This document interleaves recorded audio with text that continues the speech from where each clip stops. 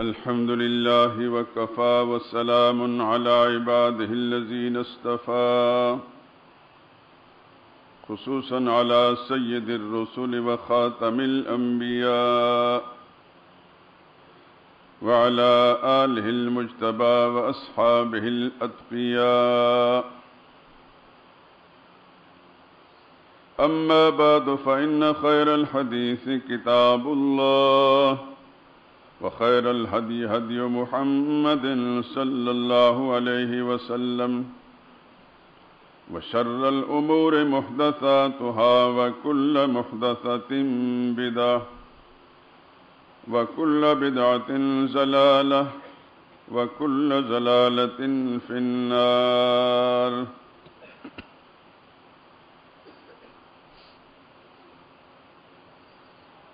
أعوذ بالله من الشيطان الرجيم. بسم الله الرحمن الرحيم. والمؤمنون والمؤمنات بعضهم أولياء بعض يأمرون بالمعروف وينهون عن المنكر ويقيمون الصلاة ويؤتون الزكاة ويطيعون الله ورسوله أولئك سيرحمهم الله إن الله عزيز حكيم. وعد الله المؤمنين والمؤمنات جنات تجري من تحتها الأنهار خالدين فيها ومساكن طيبة في جنات عدن ورضوان من الله أكبر ذلك هو الفوز العظيم.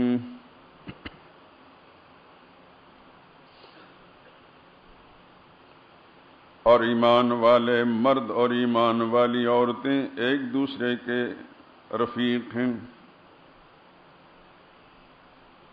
یہ سب نیکی کی تاکید کرتے ہیں اور برائیوں سے روکتے ہیں اور نمازیں ادا کرتے ہیں اور زکوٰۃ دیتے ہیں اور اللہ اور اس کے رسول کی اطاعت کرتے ہیں. یہی لوگ ہیں جن پر اللہ مہربانی کرے گا. بلا شبہ اللہ غالب حکمت والا ہے. اللہ نے مومن مردوں اور مومن عورتوں سے جنتوں کا وعدہ کر رکھا ہے جن کے نیچے نہریں بہہ رہی ہیں.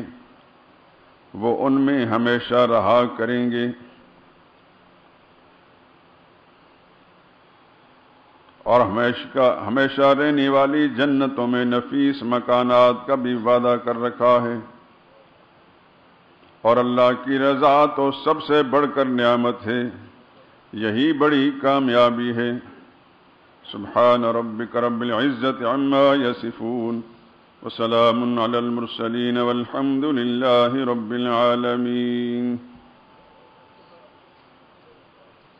قال رسول اللہ صلی اللہ علیہ وسلم اللہ فی اصحابی لا تتخذوهم غرضا من بعدی فمن احبهم فبحبی احبهم ومن ابغضهم فببغضی ابغضهم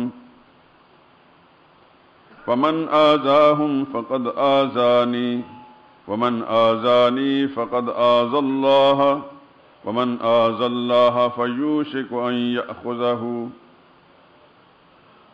وقال رسول الله صلى الله عليه وسلم لا تسبوا أصحابي فوالذي نفسي بيده لو أنفق أحدكم مثل أحد ما بلغ مد أحد ولا نصيفه. وقال رسول الله صلى الله عليه وسلم إذا رأيتم الذين يسبون أصحابي فقولوا لعنة الله على شركم. وقال رسول الله صلى الله عليه وسلم إذا ظهرت الفتن أو البدع وسبت أصحابي فليظهر العالم علمه ومن لم يفعل فعليه لعنة الله والملائكة والناس أجمعين.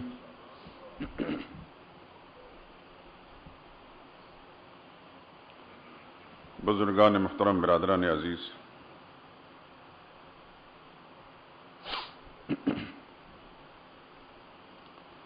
یہ جو چند آیات کریمہ میں نے تلاوت کی ہیں، ان کی تفصیل میں جانے سے پہلے ایک سلیم الفطرت شاعر کا کلام جو اس میرے موضوع کے ساتھ متعلق ہے آپ کو سنا دوں.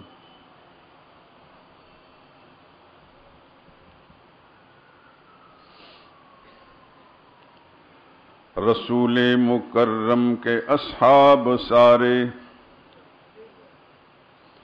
رسول مکرم کے اصحاب سارے، بلا شک تھے خلق و ہدایت کے تارے. ابو بکر و عمر، عثمان و معاویہ و حیدر، سبھی تھے وفا و محبت کے پیکر.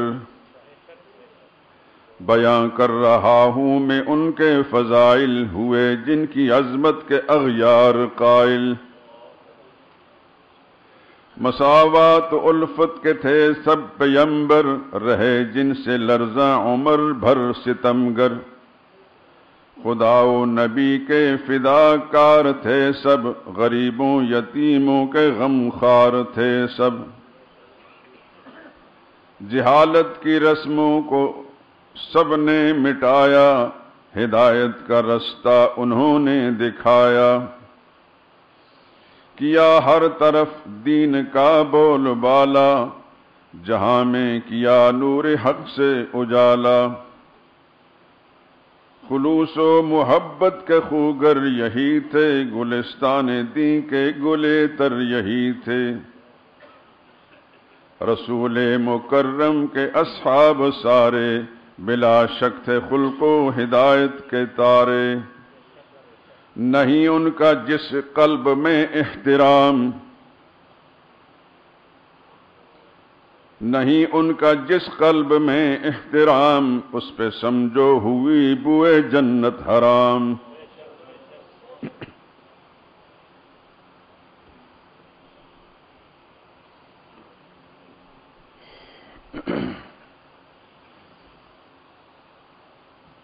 یہ آیات کریمہ جو میں نے تلاوت کی ہیں، 10ویں پارے میں سورہ توبہ کی 2 آیتیں ہیں، 71 اور 72.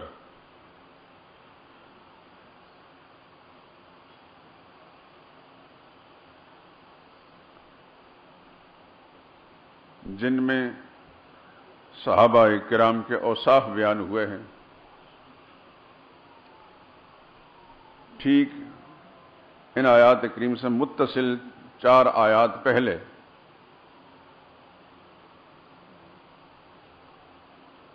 ایسے لوگوں کا تذکرہ ہے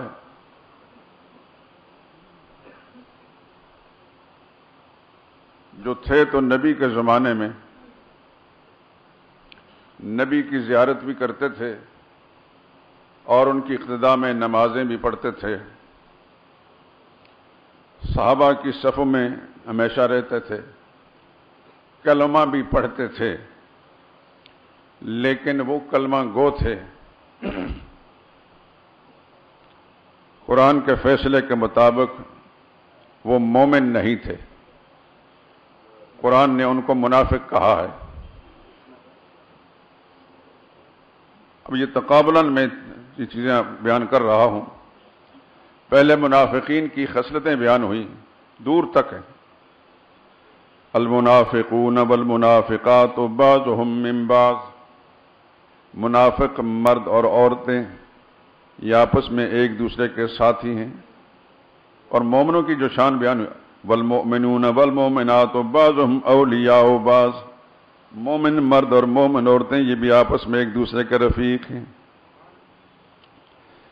منافقوں کی خصلت یہ ہے یأمرون بالمنکر وینہون عن المعروف، وہ برائیوں کی تلقین کرتے ہیں، برائیاں پھیلاتے ہیں اور نیکیوں سے روکتے ہیں۔ مومن کی خصلت یہ ہے کہ یأمرون بالمعروف وینہون عن المنکر، وہ نیکیاں پھیلاتے ہیں، نیکیوں کی تلقین کرتے ہیں اور برائیوں سے روکتے ہیں۔ دونوں کا تقابل قرآن کریم کے ذریعے سے دیکھیں۔ منافق کی خصلت یہ ہے وہ برائیاں پھیلاتا ہے، نیکیوں سے منع کرتا ہے۔ مومن کی شان یہ ہے کہ نیکیاں پھیلاتا ہے، برائیوں سے روکتا ہے۔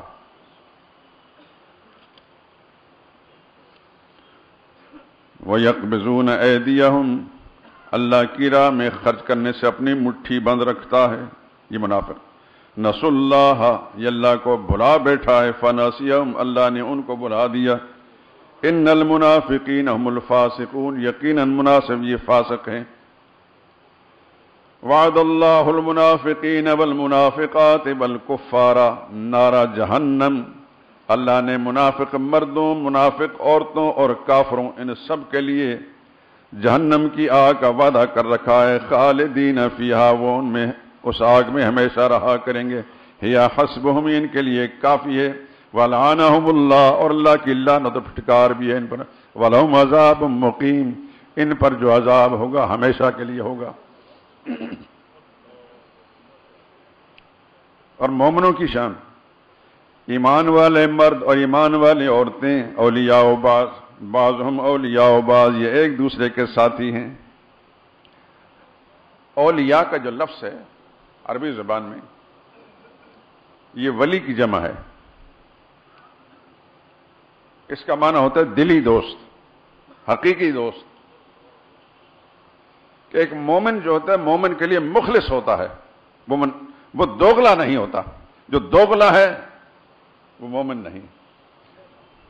صحابہ کی شان یہ بیان کہ اولیاء و بعض یہ آپس میں ایک دوسرے کے مخلص تھے، دوغلے نہیں تھے۔ دیکھیں منافقین کا تذکرہ کرتے ہیں وہ اولیاء کا لفظ نہیں استعمال کیا۔ المنافقون والمنافقات بعضهم من بعض، وہ ایک دوسرے جیسے ہیں، لیکن یہ نہیں فرمایا ایک دوسرے کے لیے مخلص ہیں، اس لیے کہ منافق ہمیشہ کھوٹا ہوتا ہے، مسلمان کے لیے بھی کھوٹا اور آپس میں بھی کھوٹے ہوتے ہیں۔ اور اپنے زمانے کے منافقین کا حال دیکھ لیے۔ میں نام نہیں لیتا، آپ ماشاءاللہ پڑھے لکھے لوگ ہیں، بہت سمجھدار ہیں، اور سیاسی طور پر تو مجھ سے بدرجہ آگے ہیں۔ ممکن ہے بعض سیاسی جماعتوں سے وابستہ بھی ہوں،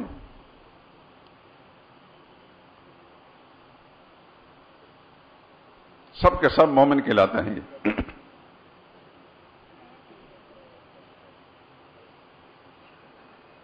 لیکن یہ آپس میں ایک دوسرے کے لیے مخلص نہیں، ان کا تعلق ایک دوسرے صرف اپنے مفادات کا ہوتا ہے۔ ذرا سا مفاد پر زد پڑی ہے، ایسی آنکھیں پھیرتے ہیں کہ جیسے جانتے نہیں پہچانتے نہیں۔ اور کس طرح وفاداریاں بدلتے ہیں۔ کل تک کسی پارٹی میں، آج دوسری پارٹی میں گئے، سارے عیب اس پارٹی میں نظر آ گئے جس پارٹی میں پہلے تھے، برسوں تک جس میں رہے، اور پہلے جس پارٹی کے اندر خامیاں نکالتے تھے اب وہ ساری خوبیاں تھا جو ناخوب بتدریج وہی خوب ہوا۔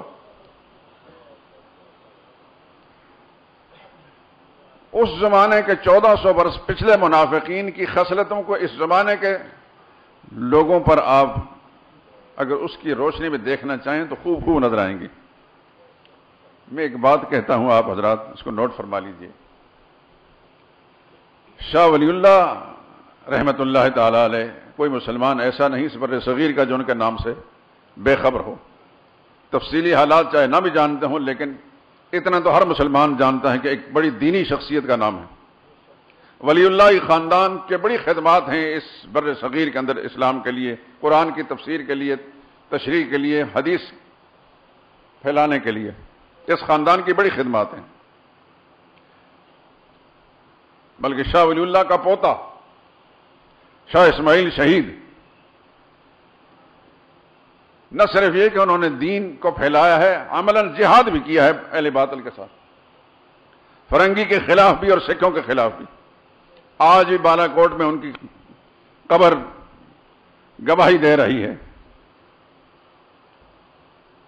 تو شاہ ولی اللہ رحمۃ اللہ تعالی علیہ کی ایک بہت بڑی شخصیت تھی. میں جتنا بھی ان کے مناقب بیان کروں آپ حضرات کو پوری طرح سمجھ میں نہیں آئیں گے، اس لیے کہ ان کے کارنامے ان کی تصنیفات سے، ان کی تعلیمات سے سامنے آتے ہیں. انہوں نے اور ان کے بیٹوں نے اس زمانے میں جو فتنوں کا مقابلہ کیا وہ بھی ایک الگ داستان ہے. شاہ ولی اللہ نے قرآن کریم کے اصول پر ایک کتاب لکھی ہے. قرآن کریم کے اصول انہوں نے بیان کیے ہیں. بنیادی طور پر کتاب انہوں نے فارسی زبان میں لکھی تھی، لیکن بعد میں کسی عالم نے اس کا عربی میں ترجمہ بھی کر دیا ہے اور اس کا اردو ترجمہ بھی ہو چکا. اس کتاب کا نام ہے الفوز الکبیر فی اصول التفسیر.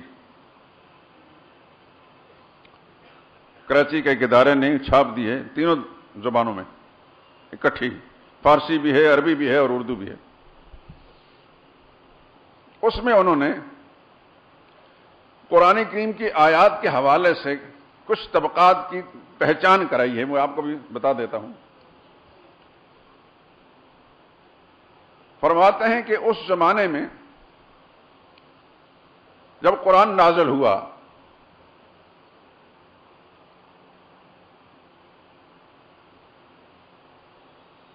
تو مختلف طبقات تھے.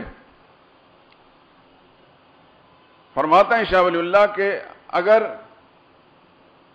یہود و نصارہ کے احبار و رہبان، ان کے مولویوں اور پیروں کی پہچان کرنی ہو، ان کو سمجھنا ہو، تو اپنے زمانے کے مولویوں اور پیروں کو دیکھو.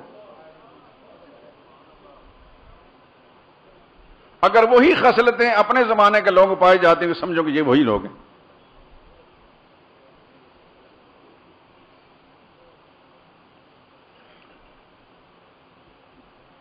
اور یہ بات بھی لکھی ہے انہوں نے کہ اس زمانے کے جو منافقین تھے ان کی صحیح پہچان کرنی ہو تو اپنے زمانے کے سیاستدانوں کو دیکھو.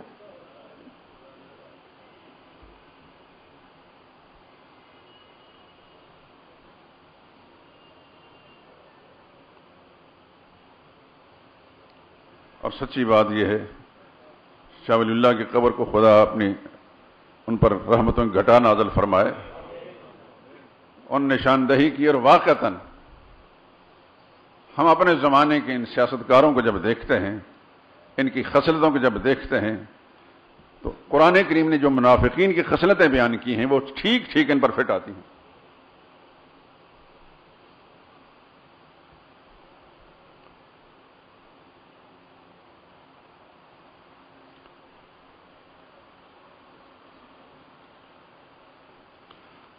لیکن مقابلتاً جو اللہ کا پسندیدہ لوگ رہے اہل ایمان، ان کی خصلت کہ آپس میں ایک دوسرے کے دلی دوست نہیں. بعض ہم اولیاء و بعض، منافقین کے لیے یہ نہیں فرمایا کہ اولیاء و بعض، بعض ہم من بعض ہیں، وہ آپس میں ایک جیسے ہیں. یعنی یہ بھی کھوٹا اس کے لیے، وہ اس کے لیے کھوٹا ہے. چہروں پر جو ظاہری مسکراہٹ ہے وہ مفادات کی حد تک ہے. اب دیکھتے ہیں، میں تو سیاسی طور پر اتنا سمجھدار آدمی نہیں ہوں جتنے آپ ہیں، لیکن شعور کی آنکھ جب سے کھولی ہے کچھ سوجھ بوجھ اس وقت سامنے آئی. سیاست کا نہیں پتا تھا جب ایوب خان اقتدار پر تھا. میں اس وقت سکول پڑھتا تھا. پھر ایوب خان کے اقتدار ہی کے زمانے میں پھر پنجاب میں آیا. پھر یہ بھی پتا چلا کہ ایوب خان کا اقتدار ختم ہو گیا، لیکن اس وقت بھی اتنا شعور نہیں تھا طالب علم کے زمانے میں. کچھ سوجھ بوجھ آئی ہے بھٹو صاحب کے زمانے میں، اور اس زمانے میں یہاں آ بھی چکا تھا. اور یہ بھی آپ کو پتا ہے کہ اس کے خلاف جو تحریک چلی اس میں مسجد شہداء بھی تھی. اس تحریک کا مرکز مسجد شہداء بھی رہی ہے. اور ہمارا بھی ایک جرم تھا کہ ایک جمعے پر ہم نے کو بیان کیا تو وہ ایسا جرم بنا کہ مار روڈ پر ایک کرنل صاحب جو ایک جمہوری مارشل لا لگایا گیا تھا، اس میں تھوڑی سی کرفیو میں نرمی ہوئی تو لوگ نماز کے لیے آئے. میں نے ایک حدیث سنائی، من مشى مع ظالم ليقويه وهو يعلم انه ظالم فقد خرج من الاسلام. رسول اللہ کا فرمان ہے، جو شخص کسی ظالم کے ظلم کو جانتے ہوئے پھر اس کا ساتھ دیتا ہے اور اس کو تقویت فراہم کرتا ہے، ایسا شخص اس ظالم کا ساتھ دینے والا اسلام سے نکل جاتا ہے. میں نے ہمدردی کے جذبے سے کہا، مخاطب فوجی کو کیا کہ آپ اس ملک کے نوکر ہیں، کسی فرد کے نہیں ہیں. آپ کے ذمے اس ملک کی سرحدوں کی حفاظت ہے، کسی کے اقدار کی حفاظت نہیں. ساری قوم جب ایک شخص سے ناراض ہے تو اس کو سپورٹ کیوں کرتے ہیں آپ؟ بعد میں مجھے یہ پتا چلا، میں تو جو پڑھا کرنے گیا کوئی جبہ دستار والا آدمی ہوں نہیں، اس زمانے میں پگڑی بھی نہیں باندھتا تھا، کراکولی ٹوپی پہنتا تھا. فوج کھڑی ہوئی تھی، نمازیوں کے بیچ میں نکل گیا. پتا چلا کہ وہ کرنل صاحب اس قدر کوئی نازک طبع آدمی تھے، انہوں نے فرمایا کہ ان کو گولی مار دینی چاہیے تھی. پھر گولیاں ان کے پاس ہوتی ہیں اور کر بھی کیا سکتے ہیں، لیکن زندگی موت کے مالک تو وہ نہیں ہے، وہ صرف اللہ کی ذات ہے. مجھے بعد میں یہ پتہ چلا کہ میرے خلاف 1 سال قید بامشقت کی سزا بھی سنا دی گئی. تو میں چونکہ صورتحال بڑی عجیب سی تھی، میں یہاں سے کوئٹہ چلا گیا اپنی انتظامیہ سے اجازت لے کر، کہنے لگے اس آگ جو جل رہی ہے اس میں وقتی طور پر آپ سے باہر ہو جائیں. وہاں جا کر تقریریں کرتا رہے جو ہماری سمجھے، کسی کو پتہ بھی نہیں تھی آدمی کون ہے. یہاں واپس جب آئے تو لاہور ہائی کورٹ نے جب اس مارشل اللہ کو جو لگائی گئی تھی عدم قرار دیا گیا تو ہماری سزا بھی ختم ہو گئی. خیر، اور یہ کر رہا ہے، ہمیں پہلے بھی سیاسی شعور اتنا نہیں تھا، کچھ تھوڑا بہت جو بھٹو صاحب کے زمانے میں آیا. آپ سن چکے ہیں کہ میں بھٹو صاحب کی بے شمار خوبیوں کا معترف بھی رہا ہوں. میں ان لوگوں میں سے نہیں ہوں کہ کسی خوبی کا برملا انکار کر دی جائے، وہ خیانت ہے، بددیانتی ہے. میں سمجھتا ہوں کہ بھٹو صاحب نے اس ملک کے عام لوگوں کو جو فائدہ پہنچایا ہے، محمد علی جناح سے لے کر اس دور کے اقتدار تک کسی نے فائدہ نہیں پہنچایا. لیکن ان کی خامیاں بھی تھیں،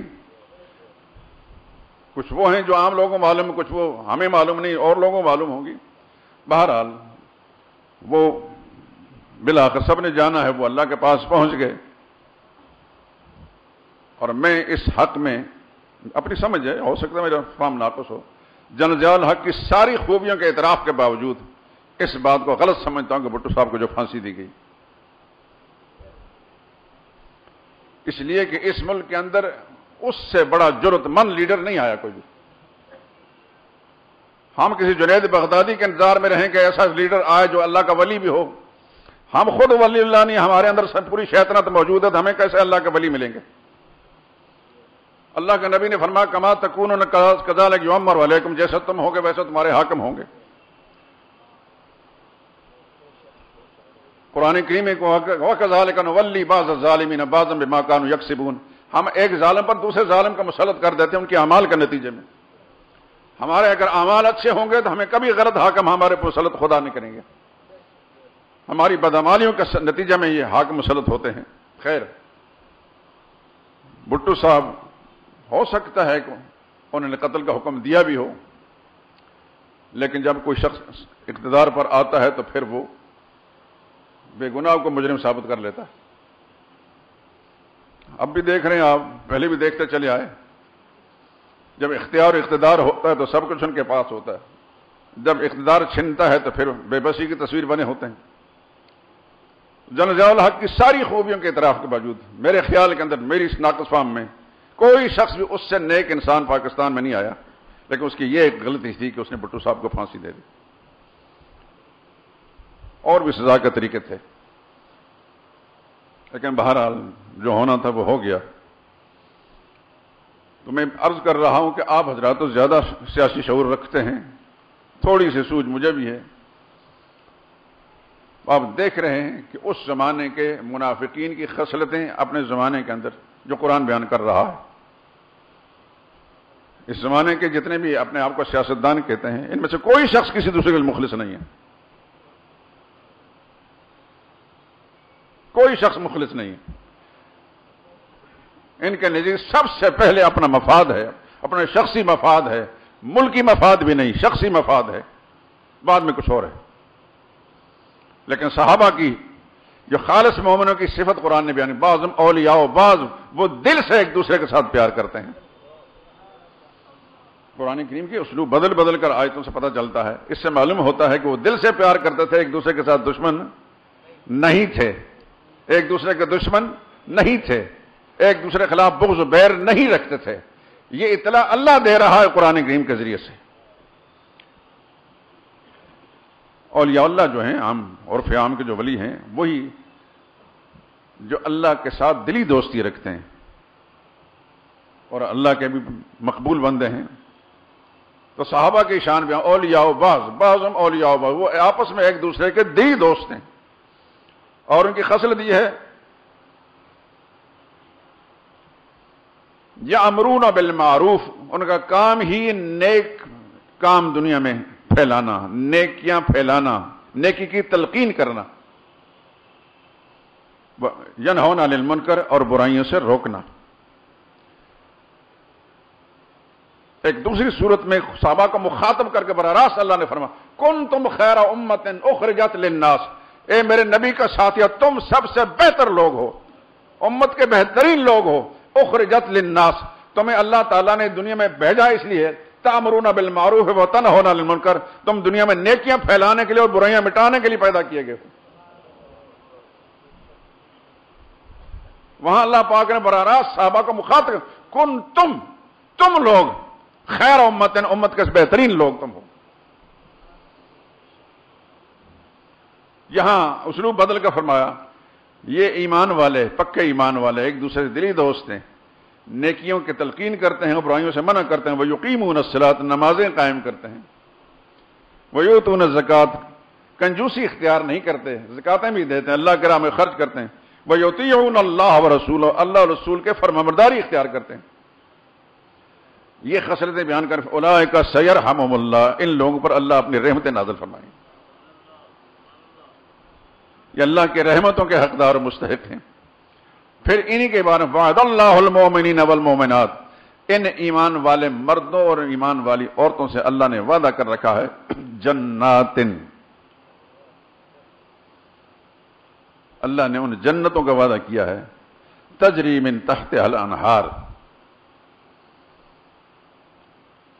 آپ اپنے زمانے میں بڑے بڑے رئیسوں کے محلوں میں کوٹھیوں میں گئے ہوں گے، انہوں نے باقاعدہ ایک کوٹھیوں کے اندرونی حصے میں ایک نہریں جاری کر رکھی ہوتی ہیں. میں نے خود گلبرگ کے علاقے میں ایک رئیس کے گھر میں دیکھا. شاید قرآن کریم کی آیت سے استدلال کرتے ہوئے کہ اللہ تعالیٰ نے ایسے گھروں کو جنت قرار دیا ہے جن کے اندر نہریں بہتی ہیں، تو چلو تم بھی نہریں بہاؤ.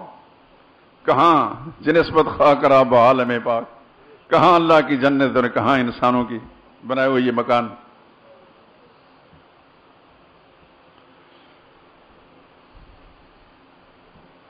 خالدین فیہا، یہ وہاں ہمیشہ رہا کریں گے.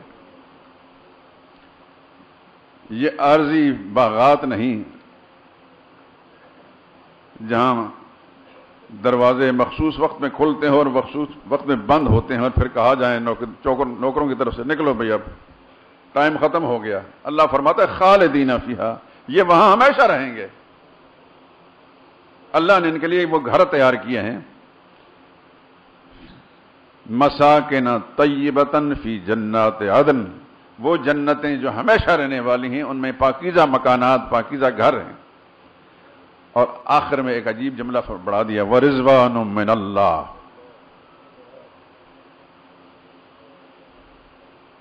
جو اللہ کی رضا ہے.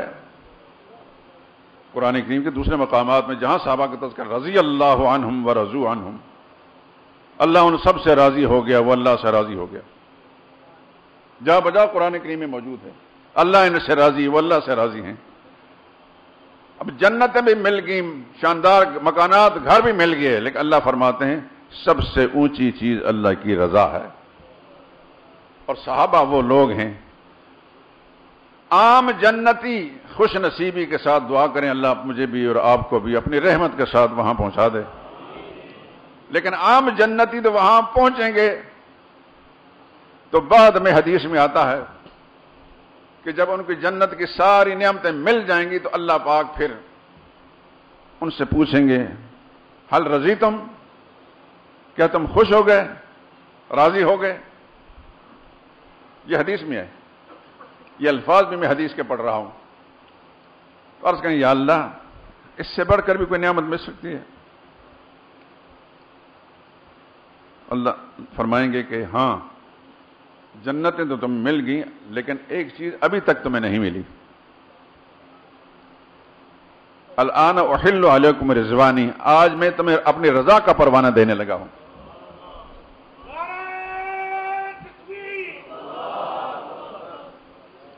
فلا اسخط علیکم بعدہ ابدا، اور آج جو رضا کا سرٹیفکیٹ دے رہا ہوں اس کے بعد تم سے کبھی ناراض نہیں ہوں گا۔ یہ عام جنتیوں کے لیے ہے، لیکن صحابہ وہ خوشبخت طبقہ ہے زمین پر چل پھر رہے ہیں اور آسمان والا کہ رضی اللہ عنہ، اللہ ان سب سے راضی ہے۔ ان کا کیا ٹھکانہ ہے، ان کا کیا مقابلہ ہے؟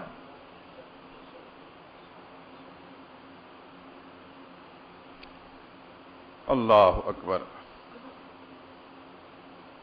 امام مالک رحمۃ اللہ تعالی علیہ نے فرمایا کہ جو شخص صحابہ کی تنقید کرتا ہے وہ واجب القتل ہے۔ اور ایک آدمی نے کچھ اس طرح کی بات کی تو امام مالک نے سورہ فتح کے آخری آیت محمد رسول اللہ والذین معه اشداء علی الکفار رحماء بینہم تراہم رکعا سجدا یبتغون فضلا من اللہ ورضوانا سیماہم فی وجوہہم من اثر السجود ذلک مثل فی التوراۃ ومثل فی الانجیل کزرع اخرج شطأه فآزره فاستغلظ فاستوى على سوقه یعجب الزراع لیغیظ بهم الکفار۔ امام مالک نے یہ آیت پڑھ کے بتایا کہ جو صحابہ کی تنقید کرتا ہے وہ اس آیت کی زد میں ہے کہ صحابہ کے ساتھ بغض رکھنے والا صرف کافر ہی ہو سکتا ہے، کوئی مومن صحابہ سے بغض نہیں رکھتا۔ اور میں نے جو شروع میں حدیث پڑھی ہے اللہ اللہ فی اصحابی، میرے ساتھیوں کے بارے میں خدا سے ڈرنا، خدا سے ڈرنا، لا تتخذوہم غرضا من بعدی، میرے بعد ان کو تان و تنقید کا نشان نہ بنانا۔ فمن احبہم فبحبی احبہم، جس نے میرے ساتھیوں سے پیار کیا اس کو مجھ سے پیار ہے، اس لیے میرے ساتھی اچھے لگتے ہیں۔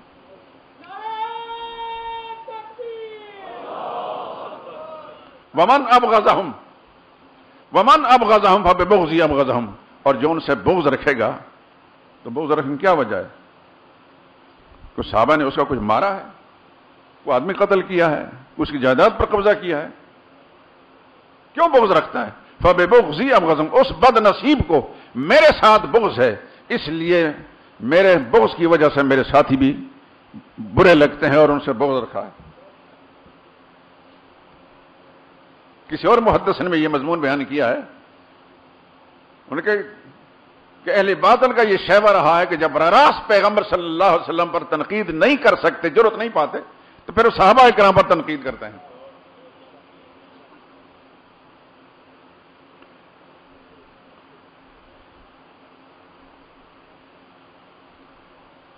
جب صحابہ کرام کو مجروح بنا لیا انہوں نے اپنے باطل، اپنے مکروہ نظریے کے مطابق، تو خود بخود یہ ثابت ہو جائے گا کہ پیغمبر کی 23 سالہ جو محنت ہے وہ بیکار گئی۔ آج اگر کوئی صوفی بزرگ اس کے پاس کوئی بیعت ہونے کے لیے جاتا ہے اور وہ اس کی اتنی تطہیر کرتی ہیں، اس کے اخلاق کی، اس کے کردار کی، کہ وہ بالکل اللہ کا ولی بن کر نکلتا ہے، اس زمانے 1500 سال بعد ایک عام امتی دوسرے امتی پر محنت کر کے اس کو ولایت کے مقام پر پہنچا دیتا ہے۔ جو امام الانبیاء تھے صلی اللہ علیہ وسلم، انہوں نے پورے 23 سال تک محنت جو کی، ان کے اندر ایمان نہیں تھا، وہ سارے کے سارے لڑاکو تھے، ایک دوسرے کے ساتھ بغض رکھنے والے تھے۔ تو بالفاظ دیگر یہ کہہ رہا ہے کہ نبی کی ساری محنت بیکار گئی، معاذ اللہ۔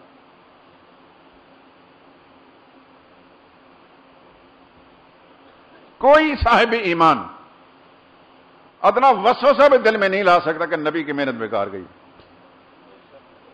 ایک عام اللہ کا ولی محنت کرتا ہے تو اس کے پاس بیٹھنے والا کہیں سے کہیں پہنچ جاتا ہے. تو نبی نہیں، نبیوں کے امام صلی اللہ علیہ وسلم وہ کسی پر محنت کریں اور اس کی قلب ماہیت نہ ہو، اس کے اخلاق میں تبدیلی نہ ہو، اس کے کردار میں تبدیلی نہ ہو، اس کے نظریے میں تبدیلی نہ ہو. یہی وجہ ہے کہ جو صحابہ کو پہچانتے تھے صحابہ کے بارے میں لب کشائی کی اجازت نہیں دیتے تھے. امام شافعی رحمۃ اللہ تعالی فرماتے تل کا دماؤن، یہ صحابہ اکرام کے جسموں کے جو خون تھے اللہ نے ہمارے ہاتھوں کو ان کے خونوں میں رنگین ہونے سے بچایا ہے. ہم اپنی زبانوں کو ان کی عزتوں میں آلودہ ہونے سے کبھی آلودہ نہیں کریں گے. اور امام حسن بصری کبار اولیاء اللہ میں سے ہیں، تابعین میں سے ہیں، وہ فرماتے ہیں صحابہ وہاں موجود تھے، ہم غائب تھے. ہم وہاں موجود نہیں تھے، وہ آپس میں موجود تھے. جس چیز میں ان کا اتفاق نظر آئے گا ہم عمل کریں گے، جہاں کوئی اختلاف کے نظر آئے گا ہم سکوت اختیار کریں گے، خاموشی، لب کشائی نہیں کریں گے. فارسی کا ایک محاورہ نا، ولی لا ولی می شناسد، ولی کو ولی پہچانتا ہے. ہم جو دنیا داری میں ڈوبے ہوئے لوگ ہیں، اس زمانے کے لوگ، جو حیثیت ہماری کوئی نہیں، ہماری زبانوں پر تذکرہ آتا ہے اور تنقید اور تنقیص ہوتی ہے نبی کے ساتھیوں کی. ہماری حیثیت ہے کیا؟ جو حیثیت والے لوگ تھے، بڑے بڑے لوگ تھے، ان سے پوچھے کہ صحابہ کیا تھے. اور میری اس بات کو کبھی نہ بھولنا، صحابہ کے بارے میں پوچھنا ہو تو اللہ کے قرآن سے پوچھیں. قرآن سچائیوں کا مرکز ہے، قرآن سچائیوں کا مرکز ہے. قرآن کی ایک آیت ضعیف نہیں، قرآن کی ایک آیت ضعیف نہیں. قرآن جن کو مومن مخلص کہہ رہا ہے وہ واقعتاً مخلص تھے. اللہ تعالیٰ نہ کسی کے دباؤ میں آ کر کوئی بات فرماتے ہیں، نہ بے خبری میں فرماتے ہیں. اللہ اپنے علم ازلی کے ساتھ فرما رہے ہیں. وہ قادر مطلق ہیں، علی کل شیء قدیر ہیں. وہ کسی کا لحاظ کر کے کسی غلط آدمی کو صحیح نہیں فرماتے. رات بھی ایک جگہ درس کے اندر میں نے یہ بات کہی تھی کہ لحاظ کر کے کسی کو چھوڑنے والی بات ہوتی تو ابراہیم خلیل اللہ سے بڑا انسان کون تھا کہ ان کا لحاظ کر کے ان کے والد کو اللہ جنت میں بھیج دیتا، جہنم میں نہ ڈالتے. اللہ دباؤ میں نہیں آتے، کسی کے لحاظ سے فیصلہ نہیں بدلتے. اللہ کے فیصلے ایمان پر ہوتے ہیں. اللہ باطن میں جھانک کر قرآن کی آیت سن چکے ہیں، اولئک کتب فی قلوبہم الایمان. اللہ نے ان کے دلوں میں ایمان لکھ دیا ہے. اللہ کے لکھے ہوئے کو اللہ ہی مٹا سکتے ہیں، کوئی اور مٹا نہیں سکتا. یہ بھی اللہ نے فرمایا اولئک الذین امتحن اللہ قلوبہم، یہ وہ لوگ ہیں نبی کے ساتھی جن کے اللہ نے دلوں کے امتحان لیے. دلوں کے امتحان. آپ کے زمانے کا امتحانی نظام، اساتذہ پروفیسر طلبہ کا امتحان لیتے ہیں، ان کے ذہنوں کا امتحان، دلوں کا نہیں ہوتا. ان کا امتحان ان کے ذہنوں کا ہوتا ہے. ذہن میں جو آتا ہے وہ لکھتا ہے، کتنا ذہین ہے، کتنا قابل ہے. اور اللہ تعالیٰ نے جب امتحان لینے کے فیصلے کیا تو انسانی اسلوب بدل دیے، امتحانی نظام کو بدل دیا. پروردگار نے فرمایا اللہ تعالیٰ ذہنوں کے امتحان اللہ قلوبہم، اللہ ان کے سینوں میں جھانک کر ان کا امتحان لے رہا ہے. انہ علیم بذات الصدور، کیونکہ سینوں کے اندر جاننے والا وہ.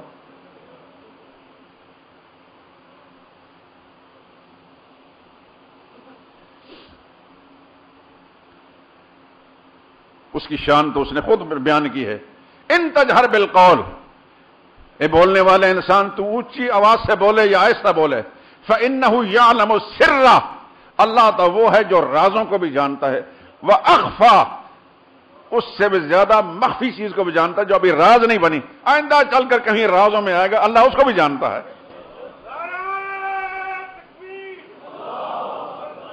تو جس کا علم اتنا علیم بذات الصدور ہے، سینوں کے اندر جھانکتا ہے، تو اس نے صحابہ کرام کے دلوں میں جھانک کر فیصلہ کیا. تو کیا نکلا نتیجہ، رزلٹ؟ التقوی، تقوی نکلا، خشیت الہی، خوف خداوندی نکلی. تو صحابہ کو دیکھنا ہو تو قرآن کی نظر سے دیکھیں. اس بات کو کبھی نہ بھول جانا میرے دوستو. صحابہ کی محبت کو اپنا جزو بدن بنا لیجئے، اپنی سوچ بنا لیجئے. نبی سے پیار ہے تو نبی کے ساتھیوں سے پیار کرو. نبی کے ساتھیوں کے بارے میں شکوک و شبہات ہیں تو پھر نبی سے پیار نہیں ہے. کیونکہ حضور نے خود فرما دیا کہ جو ان سے پیار کرے گا میری وجہ سے پیار کرے گا، جو ان سے بغض رکھے گا میری وجہ سے بغض رکھے گا. اور بات یہیں ختم نہیں ہے. فمن آذاہم فقد آذانی، جو صحابہ کو ستائے گا اس وہ مجھے ستائے گا. ومن آذانی فقد آذ اللہ، جو مجھے ستائے گا اس نے اللہ کو اذیت پہنچائی ہے. ومن آذ اللہ فیوشک ان یاخذہ، جو اللہ کو ایذا پہنچاتا ہے اللہ اس کو اپنے عذاب میں پکڑ لے گا.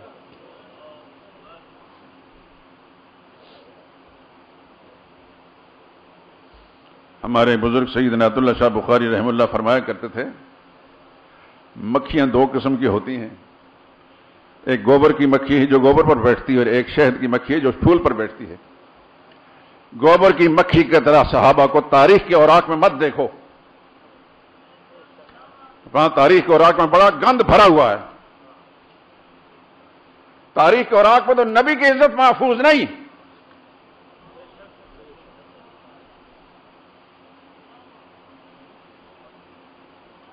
ہماری یہ محفل اس لیے نہیں ہوتے کہ ہم وہ سارے گند لوگوں کو سناتے رہیں، لیکن ایک جھلکی میں دکھانا چاہتا ہوں.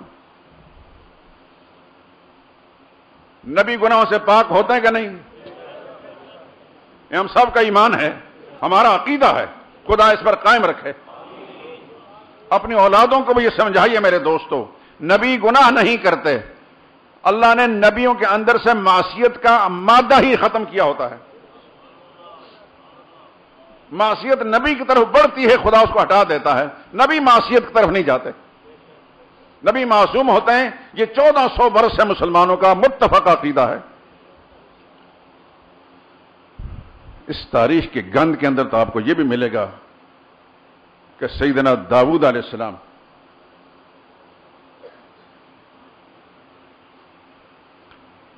انہوں نے اپنے ایک وزیر کی بیوی جو بڑی حسینہ تھی ان پر فریفتہ ہو گئے. معاذ اللہ ثم معاذ اللہ. نقل کفر نباشد میں لرزی زبان سے یہ خرافات جو ہے سنا رہا ہوں.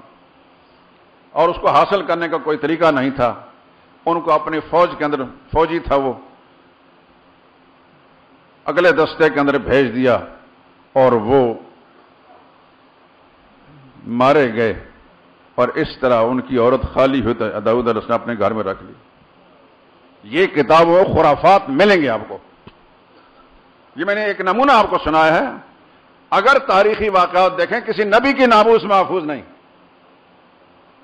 اس لیے حضرت شاہ صاحب فرماتے ہیں کہ گوبر کی مکھی جو گندگی پر بیٹھتی ہے اس مکھی کی طرح تاریخ کے اوراق میں صحابہ کو مت تلاش کرو. شہد کی مکھی کی طرح جو پھولوں پر بیٹھتی ہے اللہ کے قرآن میں تلاش کرو.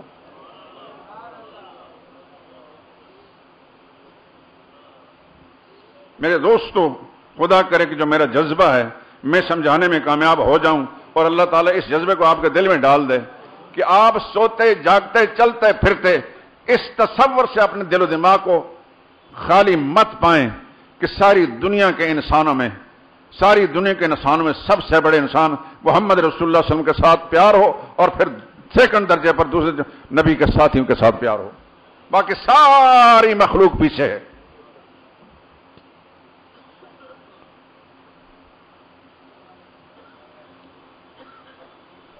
ایک تابعی ہیں حضرت ابراہیم بن میسرہ. وہ کہتے ہیں میں نے حضرت ابو امامہ سے پوچھا صحابہ کے بارے میں. غالباً انہوں نے بھی حضرت معاویہ اور عمر بن عبد العزیز کے بارے میں سوال پوچھا تو انہوں نے صاف جواب لا نعدل باصحاب محمد صلی اللہ علیہ وسلم احدا. رسول اللہ کا ساتھیوں کے ساتھ ہم کسی کو برابر نہیں سمجھتے. اور آپ یہ تو سن چکے ہیں عبداللہ بن مبارک جو ایک بہت بڑے محدث تھے اور ولی اللہ بھی تھے. امام بخاری کا اساتذہ میں سے ہیں، ابو حنیفہ کے شاگردوں میں سے ہیں. امام ابو حنیفہ کی مجلس فقہی کے ایک رکن تھے اور ولی اللہ تھے، اپنے زمانے کے بہت بڑے ولی اللہ تھے۔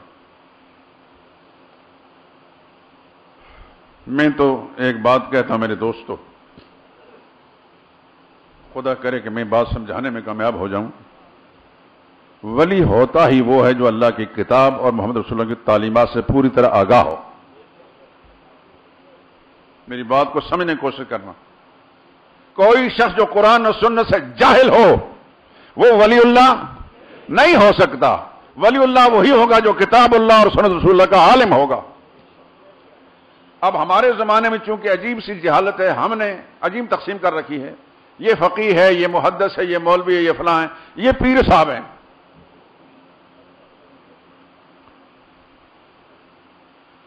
کردے سے ننگا ہو تو آدھا ولی ہوتا ہے، پجامے سے ننگا ہو تو پورا ولی ہوتا ہے۔ یہ ہمارے زمانے کے ولیوں کی پہچان بنا دی گئی۔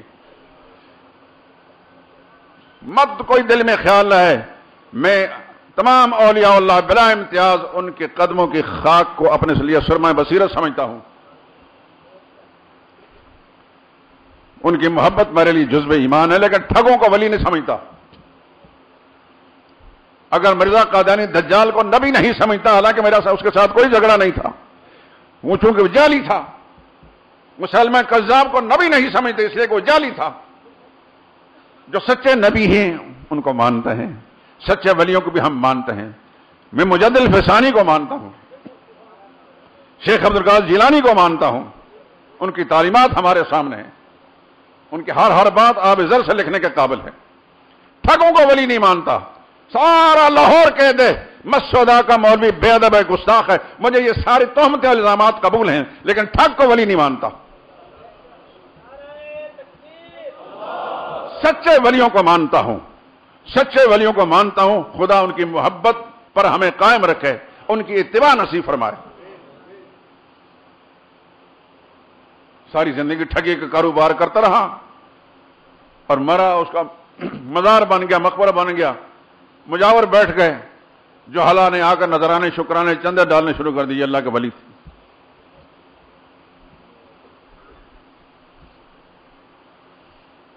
ہماری اس مسجد کے ایک نمازی بیڈر روڈ کرنے والے بابا رکن دین ہماری درس کے ساتھی تھے، بزرگ فوت ہو گیا، اللہ غری کی رحمت کرے۔ انہوں نے مجھے سنایا، مزنگ کا ایک آدمی تھا معراج دین، میرے ساتھ کہتے سیر کے لیے جایا کرتا تھا۔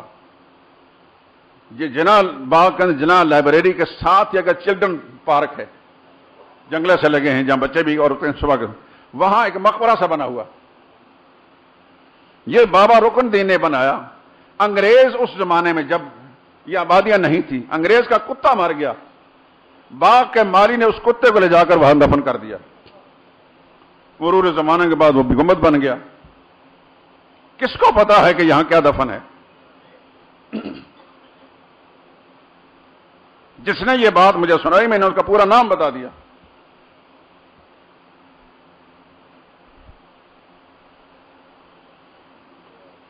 آپ کے پاکستان کا ترانہ لکھنے والا، کیا نام ہے اس کا؟ حفیظ جلندری مرحوم، اس کا ایک مضمون شاید اس کے تراشے میرے پاس موجود ہیں، کسی پرچے میں شائع ہوا، کسی کو ملنے کے لیے گیا، کسی اور کام کے لیے، اور ضمناً یہ بات کہی کہ میں افسردہ ہوں بہت زیادہ۔ افسردہ کیوں ہے کہ انگریزی دور کے اندر ہم جو انگریزی ملازم تھے، انگریز کے ملازم تھے، تو ہماری ڈیوٹیوں میں یہ بات شامل تھی کہ پورے ہندوستان بھر کے اندر، یعنی ہماری ایک ٹیم تھی، جگہ جگہ فرضی مقبرے بناؤ اور ان مقبروں کے اوپر مجاور بٹھا دو، قطع نظر کہ وہ سکھ ہے کہ ہندو ہے، عیسائی ہے یا کوئی اور ہے، بس اس کے مجاور کی شکل لمبے لمبے بال رکھوا دو۔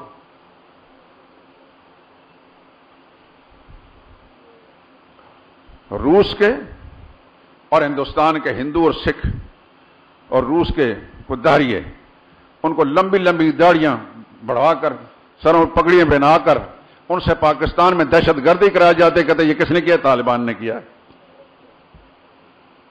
اہل باطل کا ہمیشہ ایک تکنیک رہی ہے۔ میں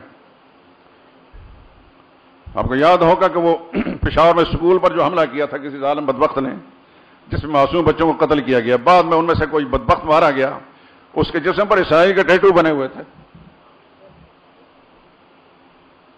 اور کچھ آپ نے سوشل میڈیا پر بھی سنا ہوگا، ریڈیو ٹی وی پر سنا ہوگا کہ کچھ لوگ پکڑے گئے، ان کی شکلیں مجھ سے لمبی، ان کی داڑیاں ہیں، سر پہ بال رکھے ہوئے ہیں، بالکل پکے مسلمانوں کی شکلیں، انہوں نے کلمہ بھی نہیں سنایا، کوئی بات دین کی نہیں سنائی، اس لیے کہ غیر مسلم ہوتے ہیں۔ اس ملک کے اندر جو کلمے کے نام پر بنایا ملک ہے، اس میں افراتفری پیدا کرنے کے لیے، اس ملک کے اندر بدامنی پیدا کرنے کے لیے ان لوگوں سے کام لیا ہے۔ اس میں ہندوستان بھی شامل ہے، آپ کے پڑوسی ملک اور بھی ہیں، دو، ایک نہیں دو۔ ہندوستان تو کھلم کھلا کافروں کا ملک ہے اور یہ مسلمان کہلانے والے ہیں، باقاعدہ پاکستان میں دہشت گردی کے لیے ایسے کام کرائے جا رہے ہیں۔ آگے یہ فیصلہ جو مقتدر قوتیں ہیں وہ فوری طور پر یہ میڈیا کے جو خائن ہیں اور بددیانت ہیں، کہتا ہے طالبان نے ذمہ داری قبول کر لی، وہ طالبان اسی وقت ان کو چیک دے دیتے ہیں، رسید دیتے ہیں کہ یہ کام ہم نے کیا ہے۔ جن طالبان کو ہم جانتے ہیں میرے دوستو، وہ بدامن لوگ نہیں تھے، قتل و غارت کرنے والے لوگ نہیں تھے، اور یہ قتل و غارت کرنے والا جو طالبان نہیں، یہ دہشت گرد ہیں، زر خرید قسم کے غلام ہیں، یہ انڈیا کے غلام ہیں اور دو اور پردہ نشینوں کے بھی غلام ہیں، آپ کے ملک کے اندر بدامنی پھیلا رہے ہیں۔ لیکن ہمارے عوام بیچارے جو میڈیا سے سن لیا، سمجھا آمنا وسلمنا، جیسے وحی خداوندی سنائی جا رہی ہے۔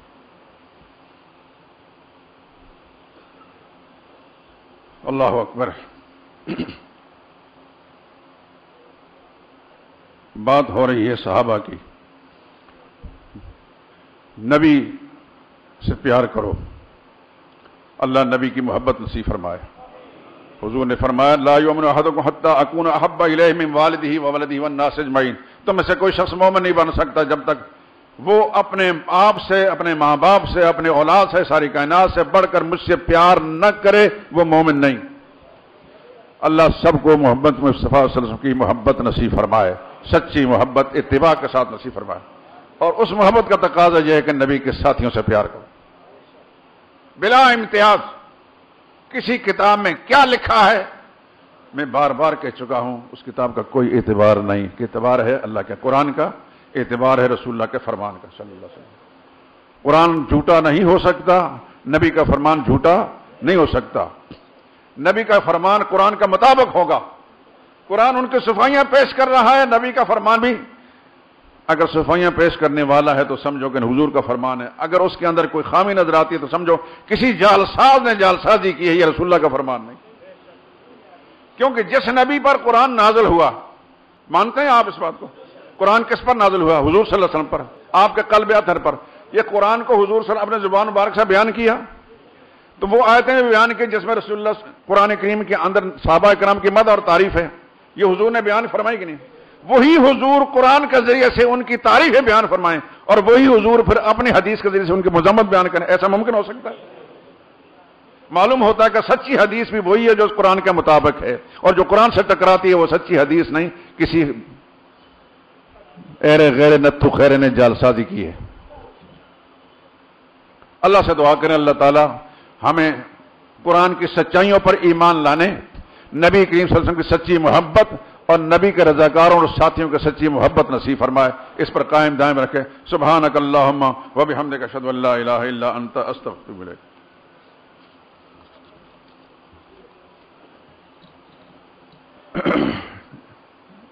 اتنی جلدی نہ کھڑے ہو جائے کر، جب تک میں سے نہ اترا کروں۔ آپ کبھی کبھی آپ کو پتہ ہے میں کچھ اعلان بھی کرتا ہوں، ناراض نہ ہونا، اللہ خیر عطا فرمائے۔